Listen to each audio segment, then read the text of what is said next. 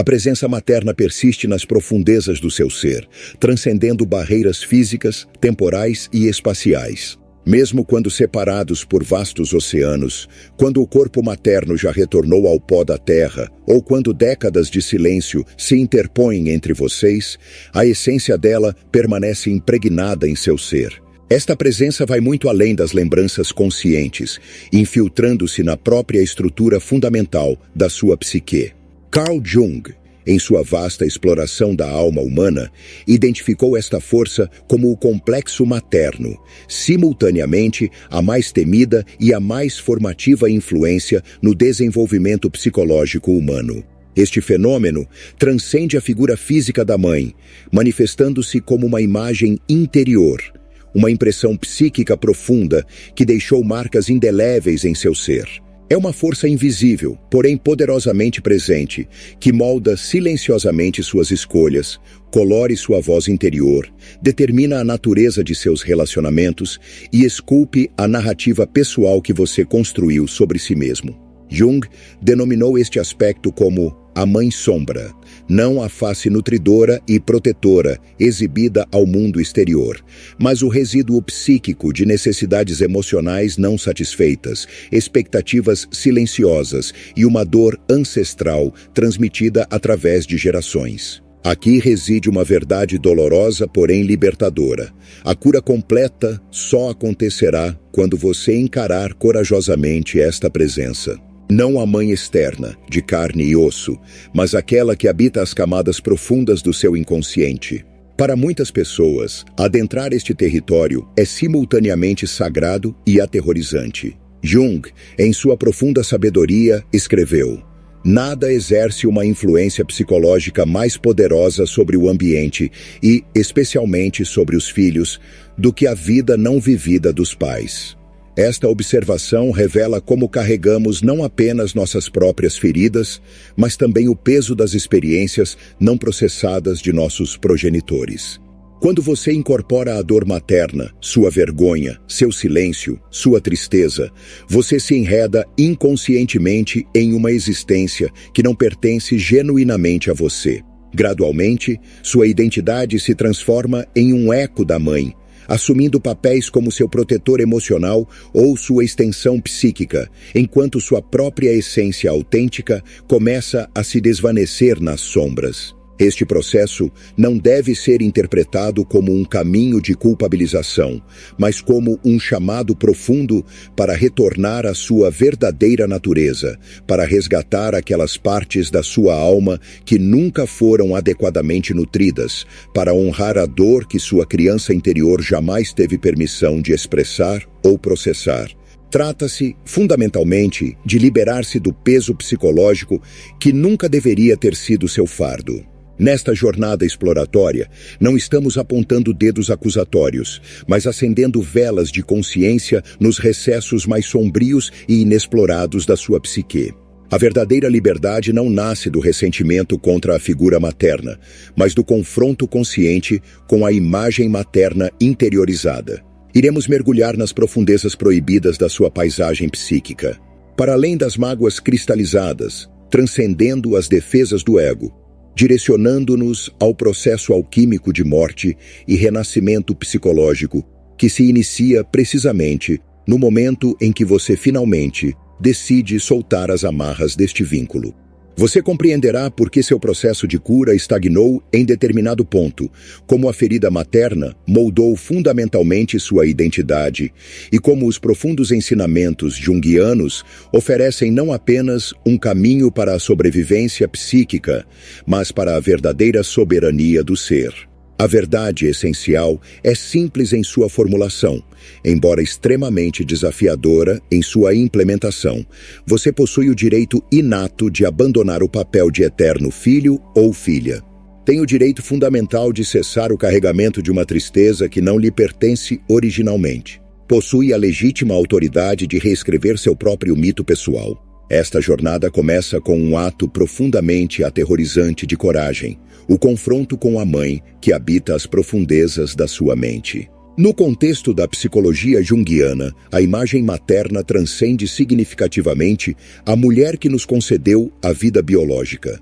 Esta imagem ocupa um lugar primordial e essencial na estrutura do inconsciente coletivo, uma imagem transpessoal e atemporal codificada na própria essência da alma humana coletiva. Para Jung, a mãe representa primordialmente um arquétipo, um padrão psíquico universal herdado, não inventado, que emerge repetidamente em sonhos, mitos, expressões artísticas e relacionamentos interpessoais através das diversas culturas e épocas. Esta presença arquetípica não é meramente pessoal, mas eterna, transcendendo as limitações temporais e espaciais. O arquétipo materno apresenta uma natureza intrinsecamente dual. Ela é simultaneamente a doadora e a devoradora da vida, a nutridora amorosa e a força sufocante. Este fenômeno foi denominado por Jung como o paradoxo da Grande Mãe, uma imagem mais antiga que a própria civilização humana, simbolizando tanto a segurança quanto o perigo, a criação quanto a destruição, o conforto quanto a submersão psicológica. Este arquétipo não está limitado ou condicionado à identidade histórica particular da mãe biológica de cada indivíduo. Ele existe em um nível mais fundamental e profundo do que essa expressão pessoal.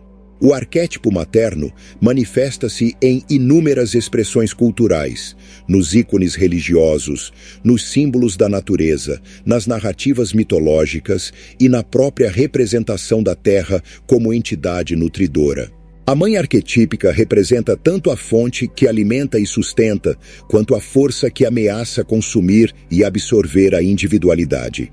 Para aqueles que carregam feridas não resolvidas relacionadas às suas mães pessoais, esse arquétipo universal frequentemente se entrelaça com traumas individuais, amplificando seu impacto psicológico.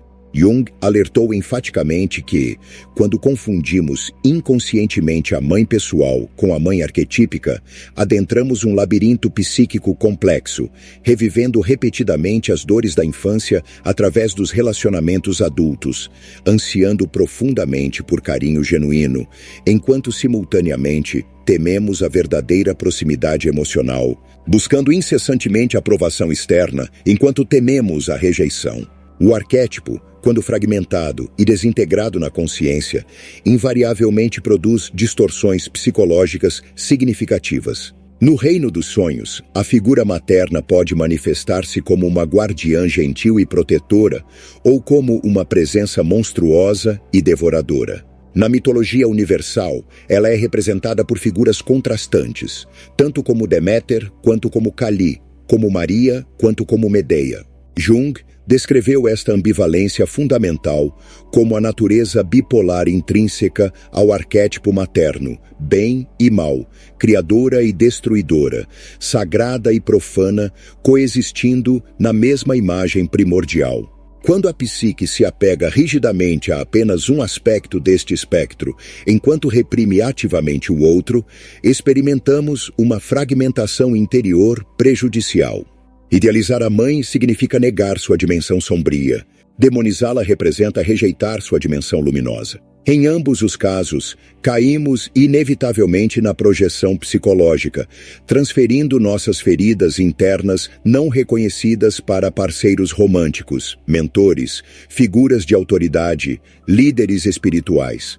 Qualquer pessoa que possa simbolicamente carregar o peso da imagem materna em nossa psique. Este mecanismo explica por que tantos indivíduos permanecem estagnados em seu desenvolvimento psicológico, pois a verdadeira cura da ferida materna jamais pode ocorrer em níveis superficiais da consciência.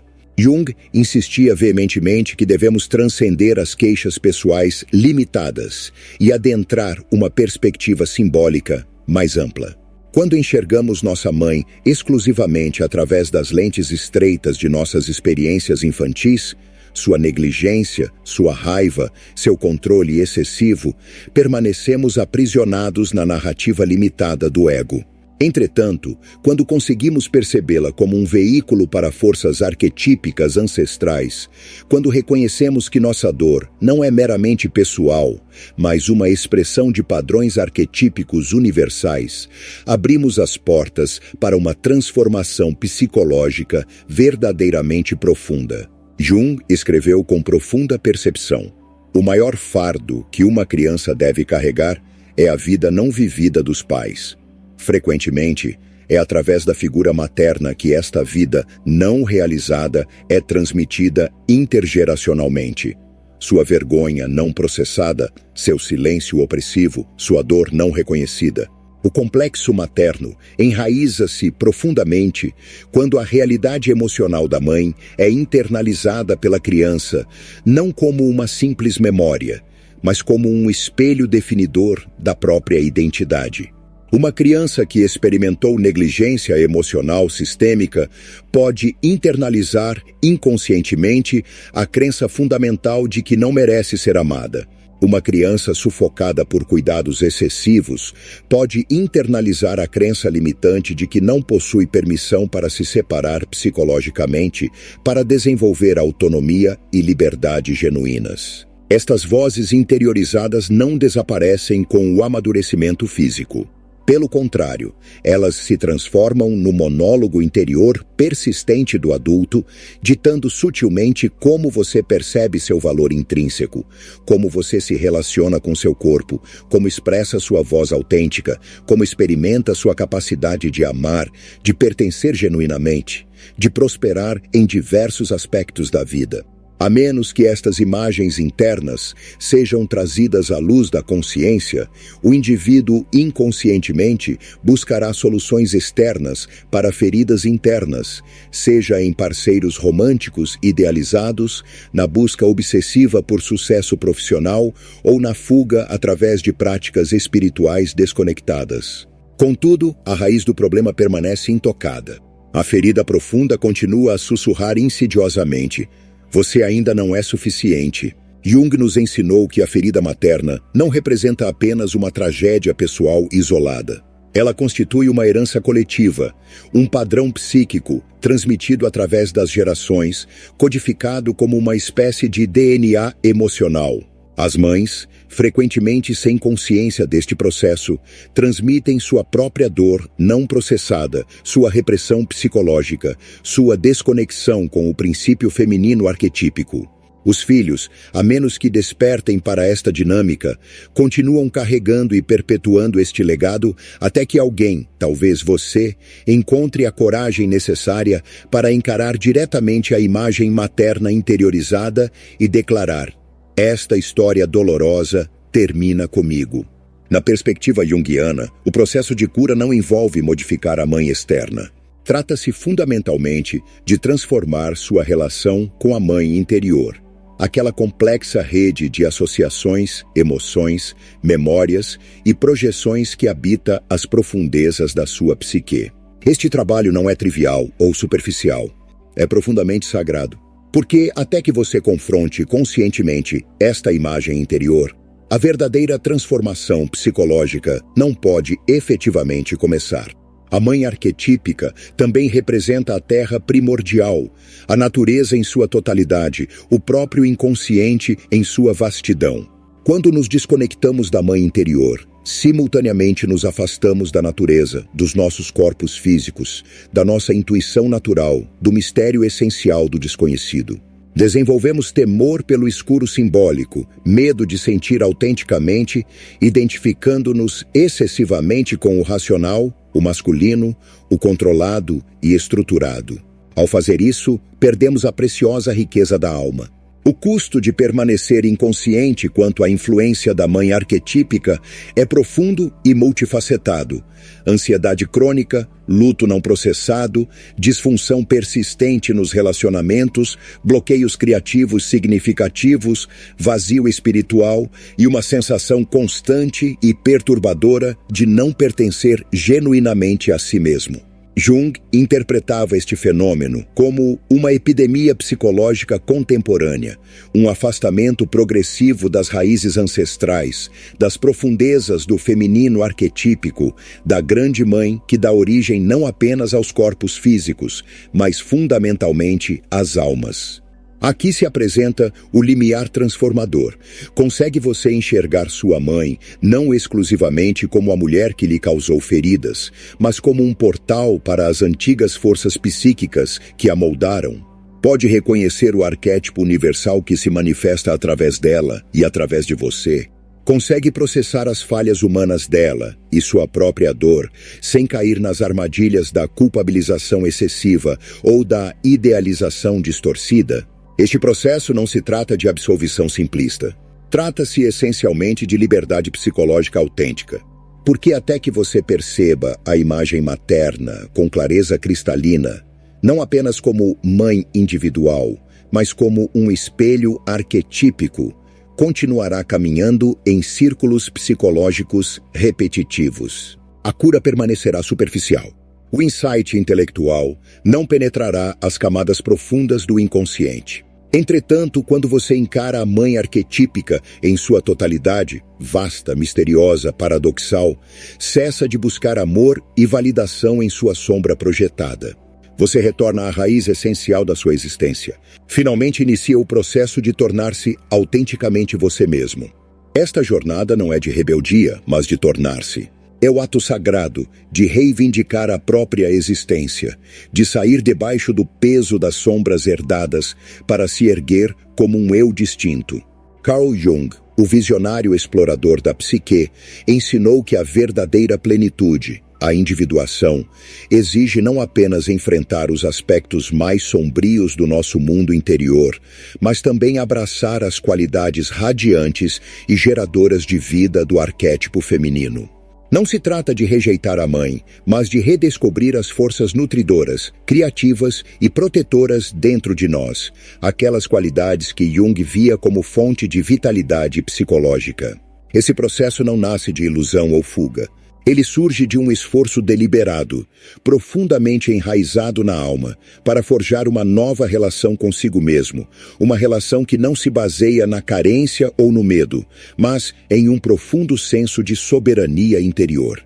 Por meio de um diálogo interno gentil, rituais de autocuidado e uma reconexão com os símbolos atemporais do feminino, encontrados em mitos, sonhos e expressões criativas, começamos a cuidar das nossas próprias feridas. Ao fazer isso, chamamos de volta as partes fragmentadas da nossa psique, aquelas peças exiladas em nome da sobrevivência. Não é uma solução rápida, mas um desdobramento gradual, uma retomada do eu por meio de atos de coragem e criatividade. Jung escreveu: "O caminho para a iluminação não é encontrado perseguindo visões de luz, mas trazendo a escuridão à consciência." No reino do arquétipo materno, essa escuridão muitas vezes se manifesta como a mãe interior, um juiz silencioso, uma voz que ecoa, enviou ancestrais ou um senso persistente de obrigações que nos prendem a papéis que não escolhemos. Enfrentar essa sombra não é combatê-la com raiva, mas encontrá-la com clareza e compaixão. Somente por meio desse confronto podemos nos libertar de seu domínio e entrar em uma vida que é realmente nossa. Esse ato de enfrentar a sombra é sagrado. Ele nos transforma de crianças em busca de aprovação em adultos que carregam tanto o fogo da autonomia quanto a ternura da autoaceitação. Não esperamos mais ser escolhidos ou imploramos por amor. Em vez disso, escolhemos a nós mesmos, cultivando um amor tão profundo que transborda para a alma. Nesse ato, o feitiço da mãe interior começa a se dissolver e um eu mais verdadeiro e autêntico se ergue para encontrar o mundo. A jornada da individuação, como Jung descreveu, depende de um momento crucial, a separação simbólica do arquétipo materno. Não se trata de rejeitar a mãe física, mas de afrouxar o domínio psíquico da mãe arquetípica, aquela força gravitacional que nos puxa de volta à mudança, à dependência e à lealdade inconsciente. Sem essa separação, Jung alertou, não pode haver individuação verdadeira, nem uma visão clara do eu, nem uma vida plenamente desperta. Não é apenas um ato social, mas um rito psicológico profundo. Uma morte e um renascimento oculto sob a superfície das lutas diárias com identidade, limites e propósito. Permanecer enredado no arquétipo materno, seja por culpa, medo ou fantasia, é viver velado, organizado, não a partir de uma autoridade interior, mas de roteiros herdados. Tornamo-nos a criança obediente, o agradador silencioso ou o órfão interior, para sempre esperar ser visto. Jung comparou essa separação a um segundo nascimento, aquele que liberta não o corpo, mas a alma. O primeiro nascimento nos entrega ao mundo, o segundo nos entrega a nós mesmos. No entanto, esse processo é cheio de resistência, pois exige que abandonemos o familiar, mesmo quando esse familiar é sufocante. O medo da separação é profundo, enraizado nos instintos primais. Jung estabelece as forças que nos prendem, o terror infantil de que separar-se é perecer, a culpa de trair aqueles que nos deram a vida, o conforto sedutor do conhecido e a estrutura cultural que valoriza a liderança familiar acima das perdas interiores. Esses não são meros conflitos pessoais, mas correntes universais dentro do inconsciente coletivo, forças que toda a alma deve navegar para se tornar inteira. Evitar essa separação é arriscar uma vida pela metade, onde o ego permanece cativo da criança interior, para sempre buscar permissão para existir. Quando essa separação é evitada, as consequências reverberam pela psique. Uma criança interior, não curada e invisível, sequestra o ego adulto. Sob exteriores polidos e papéis funcionais, há um anseio silencioso por aprovação, uma hesitação em agir, uma supressão do desejo e um medo do fracasso, não pelo que ele é, mas pelo que pode dizer a mãe interior sempre presente. Jung via isso não como imaturidade, mas como uma forma de prisão psíquica, onde a alma está amarrada a papéis que não escolheu. O caminho para a liberdade é uma jornada do herói, uma descida à floresta inconsciente, onde a sombra da esperança mãe. Ela é tanto protetora quanto carcereira, doadora e devoradora. Esse confronto não é isento de dor. Luto, raiva e o peso da memória ancestral o acompanham. No entanto, a recusa é viver uma vida ditada pela evasão, não pela verdade da alma. Aqueles que adiam essa jornada correm o risco de um desespero silencioso, repetindo o drama não resolvido do arquétipo materno em relacionamentos, carreiras e anseios não realizados. O ego deve morrer para que eu possa erguer. Jung descreveu isso como uma crucificação psicológica, a morte da criança submissa que acreditava que o amor só poderia ser conquistado por meio da autonegação. Em seu lugar, o adulto soberano emerge, não impecável, mas ancorado, respirando, pronto para enfrentar a vida como ela é. Esse nascimento é confuso, marcado pelo luto pela infância nunca plenamente vivida, pelas ilusões agora destruídas e pelos anseios que agora devem ser enfrentados com coragem, em vez de alimentados pela fantasia. No entanto, dentro dessa morte há um vazio sagrado. Jung via esse vazio como um espaço santificado, o silêncio deixado quando a voz da mãe não mais domina a psique. Esse vazio só é perigoso se o deixarmos sem preenchimento. Se não o reivindicarmos com nossos próprios valores, desejos e voz interior, a sombra da mãe retorna, mais sutil e mais consumidora. A separação por si só não basta, ela deve ser seguida pela criação. Devemos construir uma nova estrutura interna, não emprestada ou herdada, mas forjada a partir da autoconsciência. Esse é o despertar do ego soberano. Não o ego inflado pela arrogância, mas o ego estável da autoaceitação. Ele não foi para descrever ou descrever, mas para expressar sua verdade. Toma decisões não por medo ou culpa, mas por alinhamento com o propósito da alma. Entrar em relacionamentos, não para ser salvo, mas para compartilhar, não buscando certeza, mas abraçando o mistério da existência. Esse ego não deseja aplausos, ele honra sua própria voz. No cerne, essa jornada é espiritual. Jung via a ruptura com o arquétipo materno como mais do que psicológico. É o momento em que saímos do mundo conhecido, da mãe coletiva, da segurança do familiar, e entramos no território selvagem e sagrado do eu. Esse eu não é uma fantasia do ego, mas o guia interior profundo, a força que carrega nosso propósito único e nos desafia a cumpri-lo. Por meio de rituais, arte, trabalho com sonhos, escrita ou atos simbólicos sagrados, marcamos esses limiares, dando forma ao informe. Declaramos à mãe interior: eu te honro, mas não te pertenço mais. Pertenço a mim mesmo. Construímos altares não de pedra, mas de coragem. Atos de estabelecer limites, momentos de honestidade crua, respirações livres do medo de tristeza. A separação, então, não é traição, mas devoção à própria vida. É o ato de se tornar um recipiente vasto o suficiente para conter tanto a dor do passado quanto a beleza do que está por vir. Sem ela, circulamos as mesmas sombras. Com ela, começamos a caminhada em direção ao eu. Como Jung afirmou eloquentemente, a tarefa do indivíduo é tornar-se consciente dos conteúdos que emergem do inconsciente. No labirinto do arquétipo materno, a primeira porta se abre por meio do ato corajoso de desapego.